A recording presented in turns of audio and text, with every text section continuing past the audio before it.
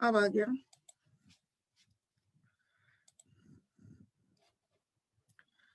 मनीषा कुमारी, सुनीता चौधरी, लता वर्मा। हो गया बेटा। मनीषा कुमारी, पूजा कुमावत, सुनीता चौधरी, लता Verma.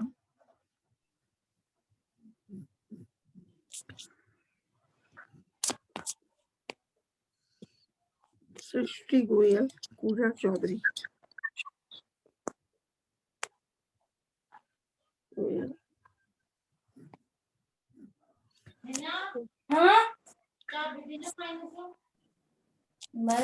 Phone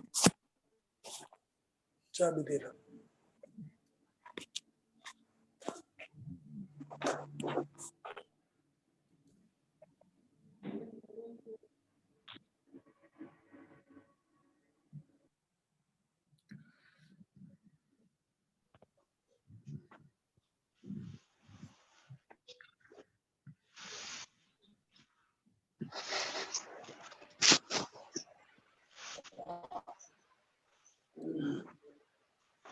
good morning ma'am. Morning बेटा। ज्योति मीना आ गई। Good morning ma'am. मॉर्निंग बेटा। नीतू बांगड़ी आ गई। मनीषा कुमारी आ गई।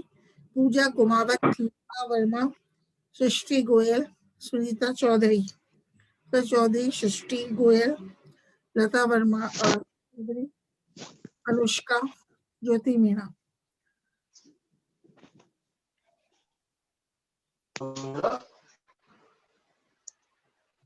हाँ बेटा, डिस्टर्बेंस नहीं। ये आपकी रिकॉर्डिंग में जाएगा। बातों की आवाज ये है। रिकॉर्डिंग चल रही है अभी।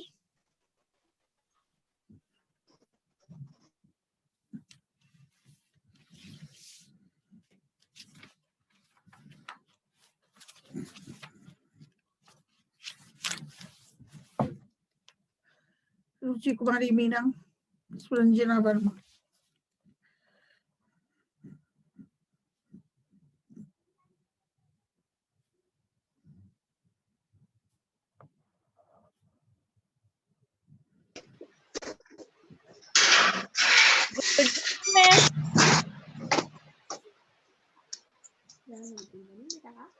ऋषिता कलाल, ऋषिता कलाल।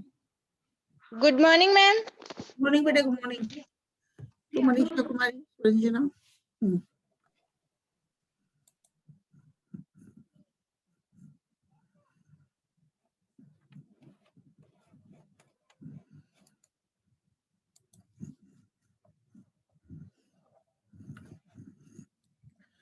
साक्षी यादव,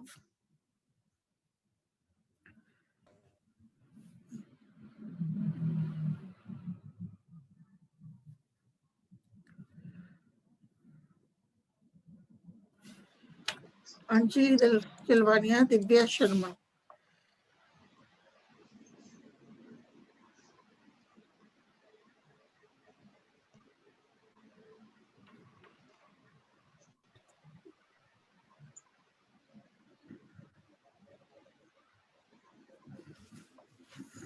हाँ, कल अपन कर रहे थे, क्या कर रहे थे, एल्गी में जनन कैसे होता है, शैवालों में जनन कैसे होता है, रिप्रोडक्शन कैसे होता है। तो अपन ने देखा था आइसोगेमी व एराइसोगेमी, मतलब सम युग्मन व असम युग्मन से जनन होता है। और होलोगेमी भी देखी थी अपन ने। लास्ट बचा है इसमें ऊगेमी, मतलब अंड युग्मन के द्वारा भी शैवालों में कायिक जनन लैंगिक जनन संपन्न होता है। मतलब by means of ओogamy the alga reproduces by sexual method। तो ओogamy, जिसको कि अंड युग्मन कहते हैं, ये सबसे प्रगत प्रकार का जनन है। और इसमें नर युग्मक तो छोटा होता है, वह नर युग्मक मोटाइल होता है, मतलब कशाभिक होता है, अथवा नॉन मोटाइल होता है, जबकि मादा युग्मक अकशाभिक होता है अथवा गतिहीन, बड़ा, गोल व संचित भोजन युक्त होता है। मतलब oogomy in algae is the advanced type of sexual reproduction, and the male gamete is small and the male gamete is motile, or the male gamete may be non motile also, मतलब जो नर युग्मक है या तो कशाभिक होता है, इट हैज द फ्लैजिला, और the male gamete is non motile, मतलब द फ्लैजिला आर एब्सेंट। नर युग्मक में या तो कशाभिका युक्त होता है या कशाभिका के कशाभिकाएं नर युग्मक में अनुपस्थित होती हैं, जबकि female gamete is always non motile. जो मादा युग्मक है सदैव अकशाभिक होता है अथवा गतिहीन होता है। तो the female gamete is non motile and it is large and spherical and has reserve food material. मादा युग्मक में संचित भोजन पाया जाता है और मादा युग्मक गतिहीन होता है। तो नर युग्मक पुमणु कहलाता है। Male gamete is called as antherozoid, और मेल गेमेट का विकास पुमणुधानी अथवा पुंधानी में होता है। मेल गेमेट मतलब is called as anthrozoid, and this male gamete develops in the anthedium। मतलब मेल गेमेट क्या कहलाता है? पुमणु कहलाता है, और पुमणु का विकास किसमें होता है? पुमणुधानी अथवा पुंधानी में होता है, जबकि मादा युग्मक अंड कहलाता है और ओवम कहलाता है, और अंडधानी में मादा युग्मक का विकास होता है। एक में प्रतिभा शर्मा को एडमिट कर देते हैं। प्रतिभा शर्मा, ठीक है, मतलब female gamete is called as egg और ovum and it develops inside the oogonia। It develops inside the oogonia। Nikita Anjana भी आई है, निकिता अंजना, ठीक है। तो पुंधानी में अनेक पुमणुओं का निर्माण होता है, जबकि अंडधानी में केवल एक ही अंड विकसित होता है। तो अंड युग्मन प्रकार का लैंगिक जनन क्लोरोफाइसी, जेंटोफाइसी, रोडोफाइसी तथा फियोफाइसी वर्ग के अनेक सदस्यों में पाया जाता है, जैसे कि क्लैमाइडोमोनास कॉक्सीफेरा, क्लैमाइडोमोनास कॉक्सीफेरा, वॉल्वॉक्स, कोलियोकीट, कारा, पॉल्चेरिया, उडोगोनियम व पॉलीसाइफोनिया में oogebi पाया जाता है, मतलब अंड युग्मन पाया जाता है। तो पॉलीसाइफोनिया जो कि एक रेड शैवाल है, उसमें मेल गेमेट्स अचल होते हैं, नर युग्मक अचल होते हैं। मतलब in Polysiphonia which is a red alga, the male gametes are non-motile, and these male gametes which are non-motile are called as spermatia। Polysiphonia में नर युग्मक अचल होते हैं तथा स्पर्मेशिया कहलाते हैं, और इन स्पर्मेशिया का निर्माण स्पर्मेटेंजियम में एकल रूप से होता है। मतलब spermatia are formed in the spermatangium, और मादा जननांग फ्लास्क-नुमा होता है, जिसे कार्पोगोनियम कहते हैं। मतलब in Polysiphonia the female sex organ is flask shaped structure and it is called as carpogonium. तो अलग अलग नाम है। नर युग्मक जो कि अचल है उनका नाम क्या है? स्पर्मेशिया। और जो मादा जननांग है उसको क्या कहते हैं? कार्पोगोनियम। तो कार्पोगोनियम के आधारी फूले हुए भाग में अंड पाया जाता है तथा इसका अंतस्थ भाग नलिकाकार ट्राइकोगाइन का निर्माण करता है। तो इस प्रकार हम देखते हैं, मतलब inside the trichogyne inside the carpogonium, मतलब एग इज फाउंड, मतलब कार्पोगोनियम में क्या पाया जाता है? अंड पाया जाता है। अब बात करते हैं फर्टिलाइजेशन एंड जाइगोट की। तो नर तथा मादा युग्मकों के संलयन को निषेचन कहते हैं, जिसके फलस्वरूप जाइगोट युग्मनस का निर्माण होता है। मतलब the male and the female gametes they unite और they fuse with each other to form the diploid zygote. नर तथा मादा युग्मक एक दूसरे के साथ संलयित होकर क्या बनाते हैं, युग्मनज का निर्माण करते हैं, जो कि कैसा होता है, द्विगुणित होता है। इस प्रकार समयुग्मन आइसोगेमी एवं असमयुग्मन एनाइसोगेमी के फलस्वरूप बनने वाले जाइगोट को जाइगोस्पोर कहते हैं। मतलब zygote is also called as zygospore when मतलब during isogamy and anisogamy zygote is formed, and this zygote is also called as zygospore तथा अंड युग्मन उगेमी के परिणाम स्वरूप उस्पोर का निर्माण होता है। मतलब due to the oogamy oospore formation occurs. ठीक है, तो जाइगोट कैसा है, it is diploid in nature. तो द्विगुणित जाइगोट अपने चारों ओर मोटी भित्ति स्रावित कर लेता है तथा विश्राम अवस्था में रहता है, जिसे विश्रामी बीजाणु कहते हैं। मतलब male and the female gametes beta, they unite or they fuse with each other to form the zygote, and this zygote is diploid. So this diploid zygote secretes a thick wall around itself, and it is now called as resting spore. मतलब जब द्विगुणित zygote अपने चारों तरफ एक मोटी भित्ति स्रावित कर लेता है, तो ये विश्राम अवस्था में रहता है और इसलिए इसे क्या कहते हैं, रेस्टिंग स्पोर, विश्रामी बीजाणु कहते हैं।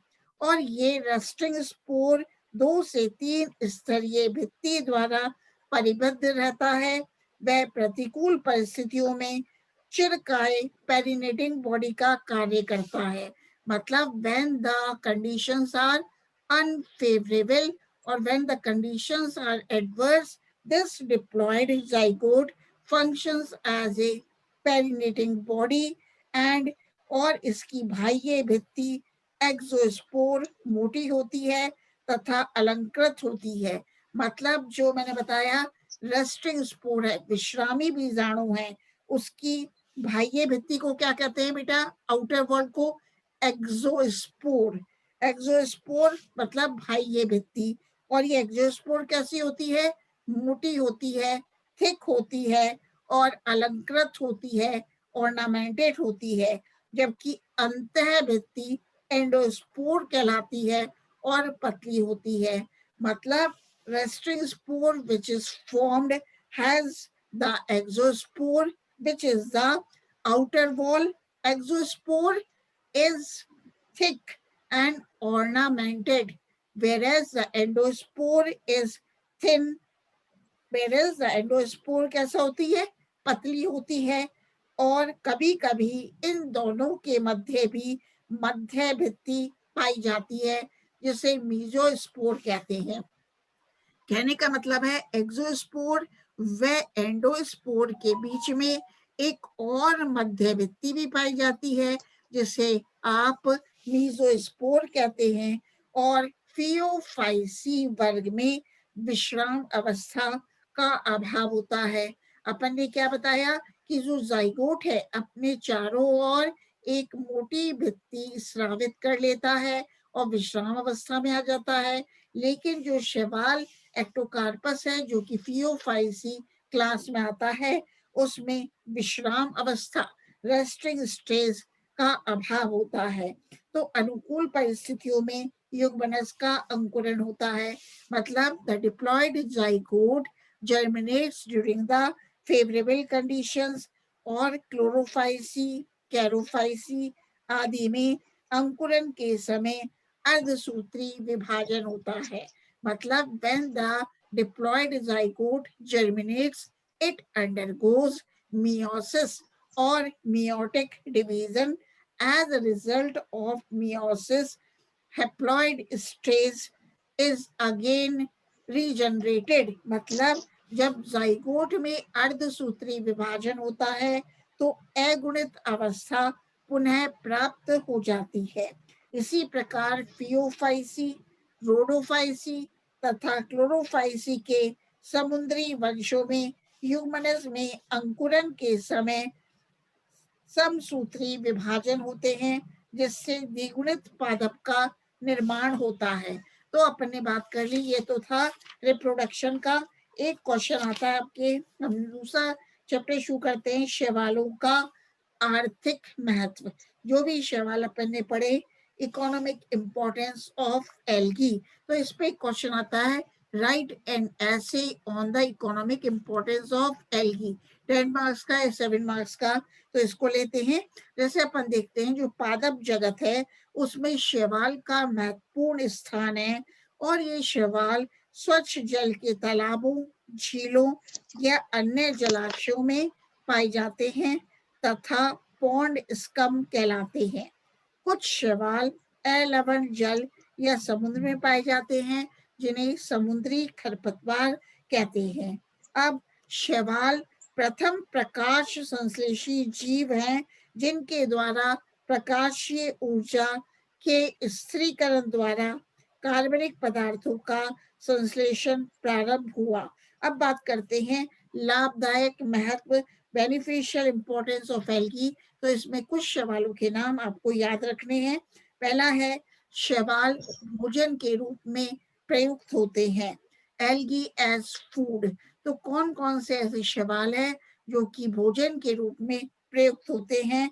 तो प्राचीन काल से ही अनेक समुद्री खरपतवार मनुष्य द्वारा भोजन के रूप में ग्रहण किए जाते हैं। इसके अतिरिक्त कुछ अलवणीय शैवाल भी भोजन के रूप में प्रयुक्त होते हैं।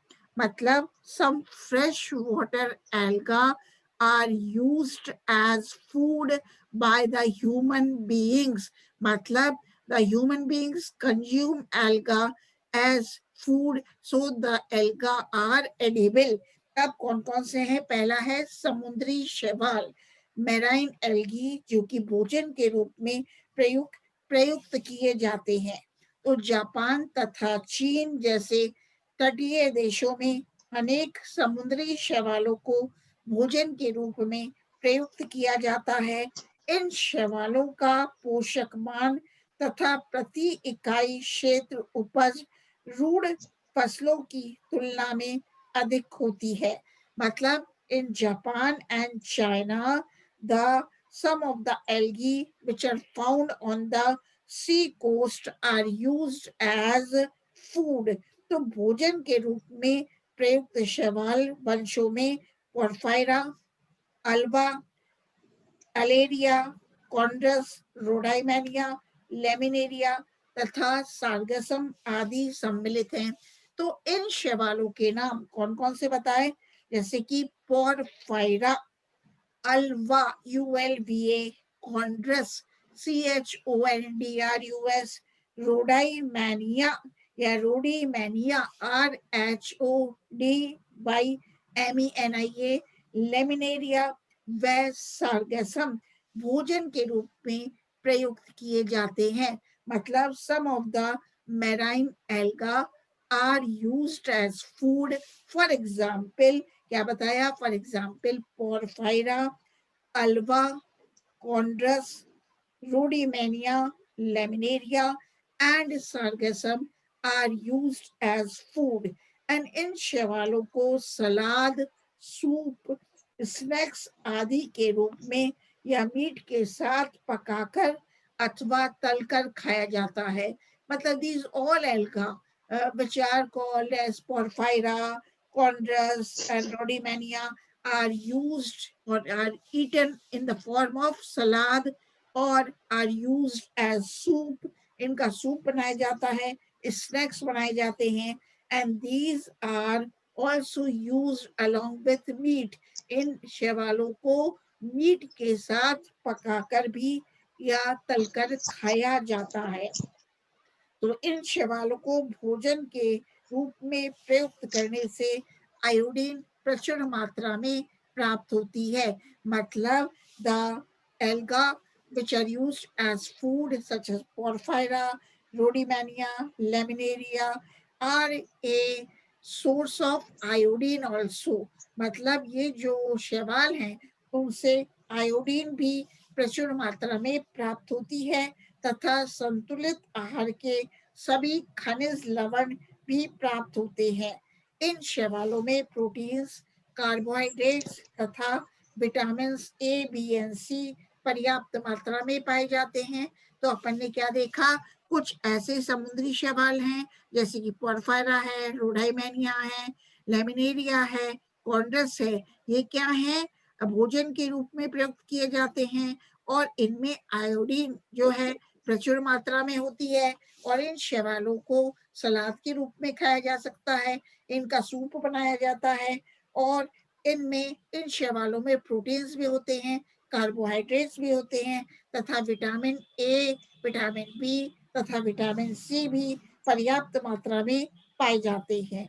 तो मनुष्य द्वारा भोजन के रूप में प्रयुक्त होने वाले समुद्री शैवालों में पोरफायरा टेनेरा सबसे अधिक महत्वपूर्ण है। मतलब human beings are using the Porphyra tenera as food and this porphyra tenera is a marine algae।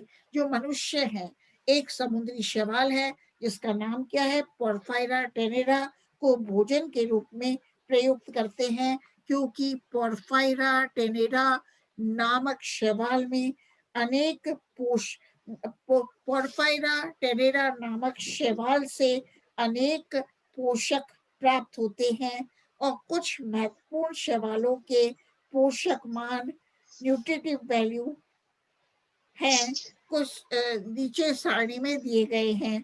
ठीक है, मतलब इस पोरफायरा टेनेरा का पोषक मान, न्यूट्रिटिव वैल्यू अधिक होता है, इसलिए इसे मनुष्य भोजन के रूप में प्रयुक्त करते हैं। तो अपन ने देखा एक नाम है पोरफायरा टेनेरा जो कि समुद्री शैवाल है और इसको मनुष्य भोजन के रूप में प्रयोग करता है। इसी प्रकार एक जापान में पोरफायरा की खेती भी बड़े पैमाने पर समुद्र किनारे की जाती है। तो मतलब porphyra is also cultivated in Japan on the sea coast. Porphyra नामक एल्गी की जापान में समुद्र के किनारे खेती की जाती है। तो इस एल्गा पोरफायरा की खेती बड़े बड़े बांसों के जाल बनाकर की जाती है। समुद्री जल में उपस्थित पोरफायरा शैवाल के मोनोस्पोर्स बांस के जाल पर एकत्रित होकर थैलस का निर्माण करते हैं जिन्हें एकत्रित कर लिया जाता है। इसे विभिन्न प्रकार से खाद्य के रूप में भी प्रयुक्त किया जाता है। जापान तथा फिलीपींस में इसे इसे अमानोरी, AMANORI, एमानोरी नाम से भी जाना जाता है। यूरोप में सबसे कीमती सूप पोरफायरा से तैयार किया जाता है। तो क्या याद रखोगे बेटा, पोरफायरा की जापान में बड़े पैमाने पर खेती की जाती है और पोरफायरा क्या है, एक समुद्री शैवाल है और इस पोरफायरा की यूरोप में पोरफायरा से एक सूप तैयार किया जाता है और ठीक है, और इस एल्गी को जापान तथा फिलीपींस में अमानोरी नाम से जाना जाता है। जैसे फिल इन द ब्लैंक्स आ जाए, कौन सा ऐसा शैवाल है जिसको कि अमानोरी नाम से जाना जाता है, तो आप लिखोगे पोरफायरा। ठीक है, और अब है आप याद रखोगे किस किस के नाम, पोरफायरा है, पोरफायरा टेनेरा है, कॉन्ड्रस है, ये सब याद करोगे। अल्वा है, रोडाइमेनिया है। ठीक है, इनको किसके रूप में प्रयोग कर रहे हैं अपन, सलाद के रूप में, सूप के रूप में। अब एक है कॉन्ड्रस क्रिस्पस, नाम क्या है शैवाल का, कॉन्ड्रस क्रिस्पस नामक लाल शैवाल से प्राप्त जिलेटिनी बहुशर्करा को गोश्त में भरकर दूध के साथ या फलों एवं आइसक्रीम के साथ खाया जाता है।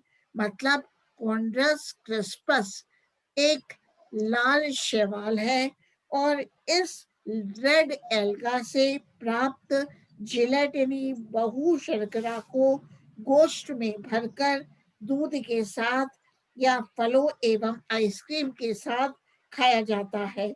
इसी प्रकार बेटा रोडीमेनिया नामक लाल शैवाल से डलसे नामक अंग्रेजी डिश बनाई जाती है।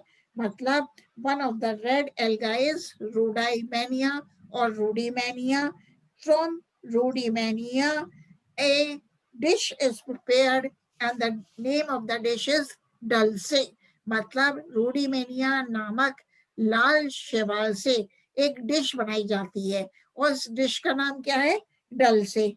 तो संयुक्त राज्य अमेरिका में सिट्रॉन नामक भोज्य पदार्थ नीरियोसिस्टस नामक भूरे शैवाल से तैयार किया जाता है।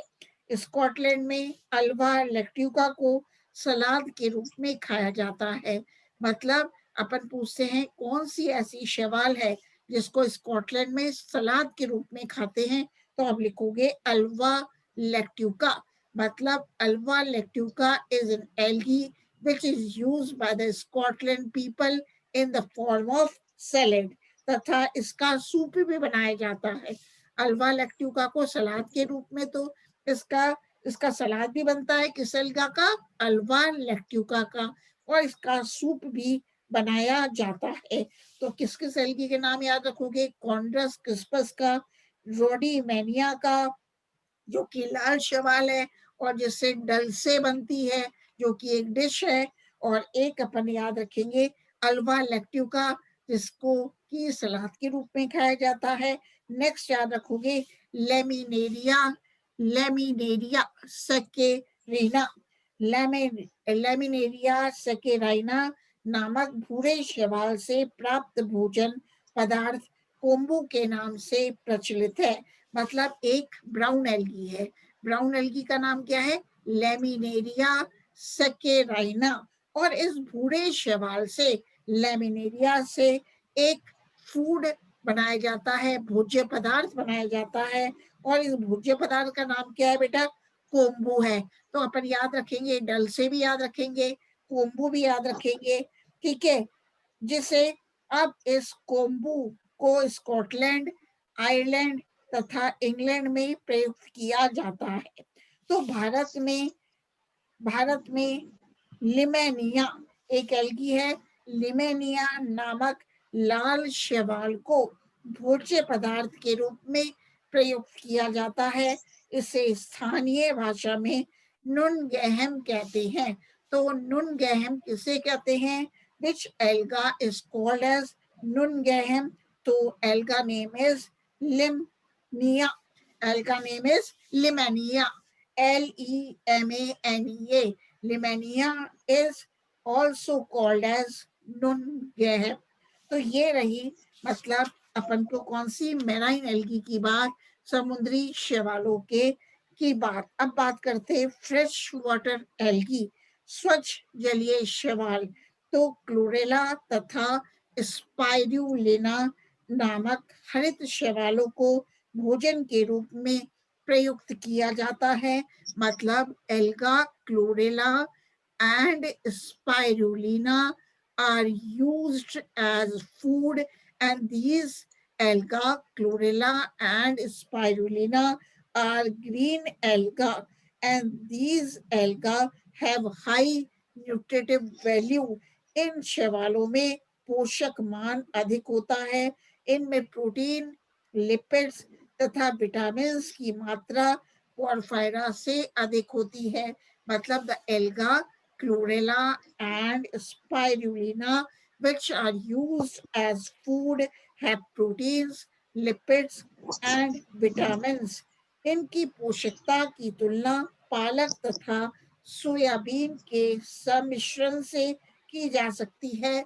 And these alga, chlorella and spirulina are used in Japan, China and America. मतलब क्लोरेला व स्पाइरुलिना जापान, चाइना, चीन, अमेरिका तथा भारत में औद्योगिक स्तर पर उगाई जाती हैं। तो इन शैवालों को प्रकाश, कार्बन डाइऑक्साइड तथा खनिज लवणों की उपस्थिति में आसानी से उगाया जा सकता है। इनके संवर्धन को छानकर मेथनॉल से मिथेनॉल से उपचारित करके इनके रंग द्रव्यों पिगमेंट्स को पृथक कर लिया जाता है। मतलब जो ये शैवाल हैं कौन कौन सी बताएं, क्लोरेला व स्पाइरुलिना के कल्चर संवर्धन माने की कल्चर को छानकर मिथेनॉल से उपचारित करके पिगमेंट्स को अलग कर दिया जाता है। इन्हें पेस्ट्री, सैंडविच, केक, चावल आदि के साथ मिश्रित कर खाद्य के रूप में भी प्रयोग किया जाता है। तो क्लोरेला का उपयोग अंतरिक्ष यात्रियों द्वारा भोजन के रूप में होता है। मतलब chlorella algae is used as food by the space in the space. जो यात्री अंतरिक्ष में जाते हैं वो भी क्लोरेला नामक शैवाल को भोजन के रूप में प्रयुक्त करते हैं। तो कौन कौन सी ऐसी फ्रेश वाटर एल्गी हैं which are used as food, तो आप लिखोगे क्लोरेला एंड स्पाइरुलिना। तो क्लोरेला में लगभग 30% प्रोटीन, 15% लिपिड्स तथा 30% कार्बोहाइड्रेट होते हैं। इसके अतिरिक्त इसमें विटामिन ए, बी, सी तथा पोटेशियम भी उपस्थित होते हैं। मतलब chlorella is a fresh water green alga, and this chlorella is used as food, and it contains near about 30% proteins, 15% lipids, and 30% carbohydrates. In addition to these proteins and carbohydrates, the chlorella also contains vitamin A, vitamin C, and vitamin D and vitamin K. तो जावा तथा China आदि देशों में नील हरित शैवाल, blue green algae जैसे कि Nostoc कम्युनी को भोजन के रूप में प्रयुक्त किया जाता है। मतलब one alga which is a blue green alga called as nostoc commune is used by the Java and China people as food.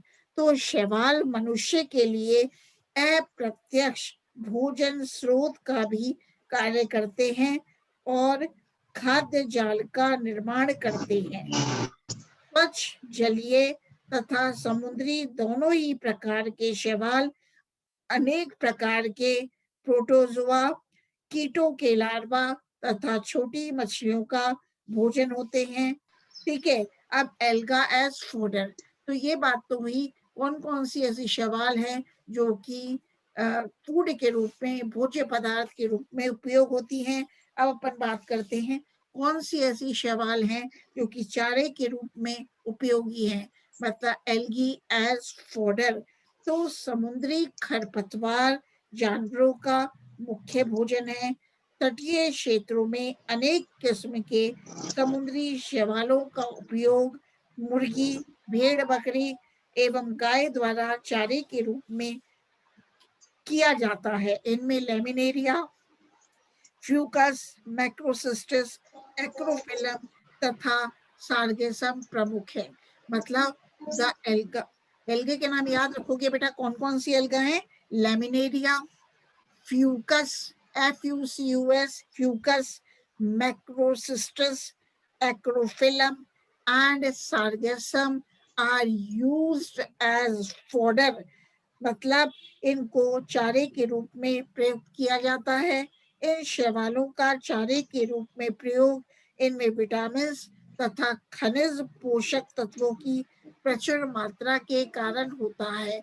By these alga like laminaria, fucus and macrocystis are used as fodder because these alga contain vitamins and mineral nutrients on a large scale। इन्हें सीधे ही चारे के रूप में प्रयुक्त किया जा सकता है तथा इन्हें सुखाकर इनसे पशु आहार भी तैयार किया जाता है। कौन सी एल्गी है, लेमिनेरिया है, फ्यूकस है, मैक्रोसिस्टस है, इन्हें चारे के रूप में प्रयोग करते हैं और इनमें विटामिन तथा खनिज पोषक तत्व होते हैं और इन्हें सुखाकर क्या करते हैं, इनसे पशु आहार भी तैयार किया जाता है। तो इन शैवालों युक्त पशु आहार को खिलाने से पशुओं के दूध में वसा की मात्रा बढ़ जाती है। अब एक है फ्यूकस एंड एस्कोफिलम, ये भी याद रखना है, फ्यूकस एंड एस्कोफिलम नामक शैवालों को आटे के साथ मिश्रित कर मुर्गियों के लिए उपयोग में लिया जाता है। मतलब बेटा बात की आवाज आ रही है, आवाज नहीं आए। फ्यूकस व एस्कोफाइलम ये क्या है, शैवाल हैं। तो इन शैवालों को, फ्यूकस को, एस्कोफाइलम नामक शैवाल को क्या है, आटे के साथ अपन मिश्रित कर लेते हैं और बेटा आवाज नहीं, आटे के साथ मिश्रित कर लेते हैं और इनको मुर्गियों के लिए उपयोग में लिया जाता है, जिससे इनके अंडों में आयोडीन की मात्रा बढ़ जाती है। ठीक है, वापस बता रही हूँ, मतलब फ्यूकस व एस्कोफाइलम नामक शैवालों को आटों के साथ मिला लेते हैं और इनको जब आटे के साथ मिश्रित कर लेते हैं तो मुर्गियों को खिलाया जाता है, जिससे मुर्गियों के अंडों में आयोडीन की मात्रा बढ़ जाती है। और आयरलैंड, स्कॉटलैंड, नॉर्वे तथा फ्रांस, चाइना एंड जापान तथा डेनमार्क आदि देशों में समुद्री खरपतवार को चारे के रूप में प्रयुक्त किया जाता है। मतलब seaweeds are used as fodder